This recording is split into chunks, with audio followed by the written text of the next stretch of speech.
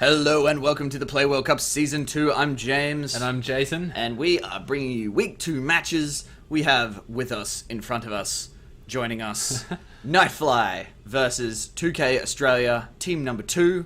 That's right. We have this is game 2, and I believe NightFly took out game 1. They did with a sneaky Zergling run by into the main. Boom! And we are on Antiga Shipyard right now. That's right. So right now we're looking at neilogd. Neil Patrick Harris. Neil Patrick Harris, okay. Sweet. That's much easier to say. From 2K Australia as the Orange Terran. His opponent will be GENAB as the teal... What are these guys? They're Zergs. Zergs. For NightFly. NightFly. Boom. Oh, nice names. Yep. I like that. That's our brand new feature for 1v1. That's right. We're doing it. Oh, double extractor trick. I like that. Getting Yo up to 12 in rapid succession. That's pretty handy. Sweet. Gonna go for a scout. What have we got? Neil. Neil's doing standard stuff, looks like. Gonna be seeing a barracks drop. Start doing a wall. Barracks drop. Barracks. There you go. Now the big call is going to be, are we going to get gas on 13 or are we going to go for... I don't know. I don't know whether a gasless expand is really a thing versus Zerg. Seems like a really risky thing. So there you go. Gas is coming on. Good old gas. So what does that gas lead you toward? Towards a factory. A factory? Generally. Oh, well, I suppose it doesn't have to be a factory, but it could be a factory so you can get some Hellions, get some map control. Or it could be, if you were just going to stay bio, just for some upgrades, or Marauders. Like a tech lab of sorts. Yep. Mm-hmm. Gas is pretty handy. Gas is good. I've said that my whole life. Gas is good.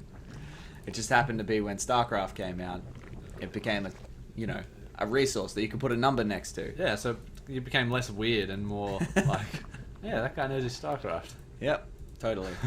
I wasn't just a crazy person on the street. Proclaiming the greatness of gas. I became a StarCraft commentator.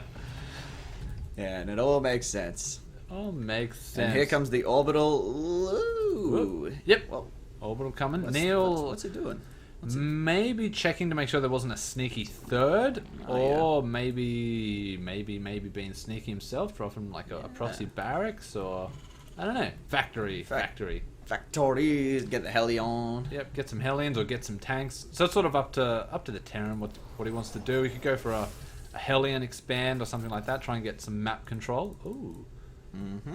Was GENAB? No, he wasn't going to go for this expansion. I don't think. It's a worker battle. Yep. Worker battle. Go. No, the drone. That was a nice scout. Saw the SCV leave and thought, you know what, he's probably up to some sort of trickery. I'm going to find him. So now where is he going? That's the real question. Forget all this other actual important stuff happening in the match. I really want to know about what's the deal here. What's the dealio? He's running. He's going to go back. For his life. I thought he might try and lead him astray, but GENAB's Overlord's already scouted the base. Knows what's here. Cool. So we've got factory, starport. Interesting. Starport right next to the factory as well. So if we see like a tech lab dropped, I'm going to be assuming some Banshees. Or is the factory going to jump over here onto the reactor? Nope, tech lab. So explain to me, being pretty much a Terran noob, is this what they're calling the 1-1-1 opening? Is this a 1-1-1 or is this not a 1-1-1? It is a 1-1-1, but 1-1-1 is such a weird term. Like 1-1-1 used to mean you just open with 1-1. Wait, I clicked on that. 1-1-1, and that was your 1-1-1. Yep. Now 1-1-1's kind of more talking about like a sweet all-in you can do against Protoss. Okay. Using 1-1-1. But not that effective against Zerg or in a mirror matchup? Yeah, not as effective. It just seems to be really sweet against Protoss. Although that's kind of old school now. I don't know, it probably still does exist, but a lot of Protoss have worked out how to deal with the Terran 1-1-1 by just going 1-1-1 themselves. They get Gateway, Robo, and a Starport. Not a Starport. What do they call it? Stargate. A Gate Star. Gate Star. So they can sort of deal with the Banshees and stuff like that. Well, we've got a lot of Speedlings coming in from GENAB, reminding us that we are actually playing a game. Also got a Baneling Nest dropped. Yeah. That Banshee is about to come out onto the field as well. Baneling. Oh, nice scan. Seeing the Banelings coming. No. You don't want to run those Marines out there. No. Close that wall and get some SCVs because we are going to need to do some repairing. Yep, looks like the bust is about to happen. Here it comes. The Banshee makes its way in. It's a little bit of a... Yes. Yeah, a little bit of traffic happening here. Oh, there's the bus. So both supply depots go down, but not enough reinforced Zerglings. No, although we do have a whole bunch more on the map going to run up, but this tank, want to make sure that this tank doesn't get sniped. Another supply depot getting dropped. Probably another one here to close that wall. Don't want to lose that tank.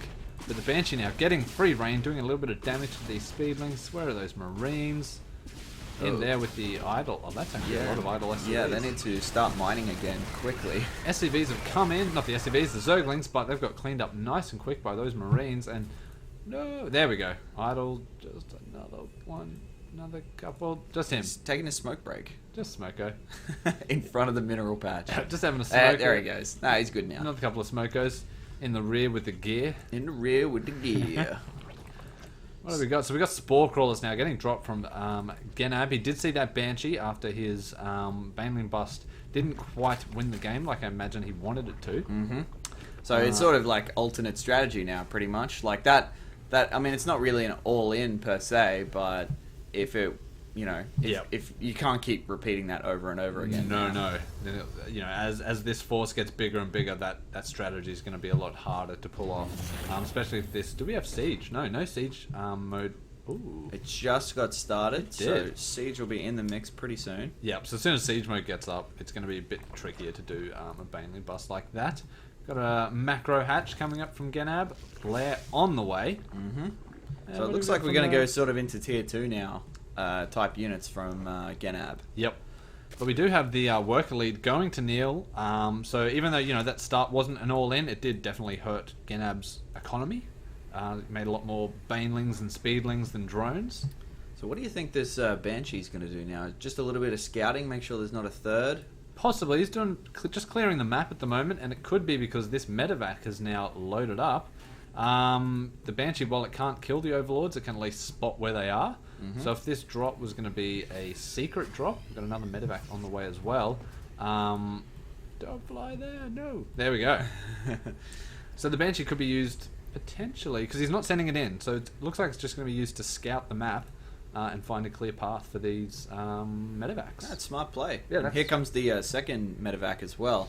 So it's going to be one tank, siege mode up, and then what do we? A whole bunch of Marines. 12 Marines. Yep. Do we have? No, we didn't have a tech lab, so the Marines are unupgraded. We do have the expansion built in the base of Neil. But here we go. So we've got this drop incoming. That Banshee is clearing the way. Banshee can, once that drop takes place, is going to probably help in the fight. But plenty of spores up in the main, so the Banshee's not going to do a whole lot of damage there. We're also seeing a couple of upgrades in the mix here now from GENAB too. We're seeing +1 melee attack and the upgraded Baneling speed too. So I think he's sort of anticipating a bioforce here, and he wants to counter that with mostly lings and banelings, I think. Yep. We do have an infestation pit being dropped as well. So this could either be a really fast hive, or we might see some infested. Oh, and there goes that siege tank. So that is going to provide a little bit of cover for these Marines. There's a lot of speedlings. Yep, that looks like it's going to be all too much. Yep. And the Queen's now going to mop up the Banshee. The speedlings have taken care. Goes down. We'll get away with those medevacs. Those medevacs will live for another day, but the drop ultimately not successful. No, not quite doing as much damage as I'm sure Neil wanted it to. Those unupgraded Marines just not quite enough to deal with that amount of speedlings. Mm-hmm. But there we go. We are going to see double engineering base, so we're going to be seeing some upgrades coming our way pretty shortly. Mm-hmm. And I think also at this stage we've got 3 infestors out in the mix being made now. Yeah. And has that upgrade? No, the pathogen glands have not been researched yet, so those will come out not able to actually do a fungal initially, but I think given what's happening on the map right now, they'll probably get time to actually work that energy up. Yep. We saw Neil dropping the bunkers, so he's looking to be a bit defensive now, I suppose, to secure his natural. Those engineering bays finished, so hopefully we'll be seeing the upgrades starting on those shortly. Seeing Overlord's speed coming up now as well, so I think GENAB is going to want to get Overlords out and across the map and start to do some, second and third and fourth base scouting. Yep. And maybe even try and establish a third of his own. Ooh, hello. Yeah, because the natural third for GENAB is here, which is actually a terrible spot when your Terran opponent is here. Because that is a very short drop distance to start dropping the third. So there we go. We see GENAB taking a third over at this position and a fourth at the same time. So double expanding. Got some action in the middle of the map now as well. Those medevacs just drifting over the top. Just drifting home. Zerglings, seeing them drift away, but they're the empty ones from that initial push. We've got the +2 melee attack from GENAB as well coming out, though not too far behind. We're seeing those Marines from Neil actually upgrading, getting combat shield and +1. Yep.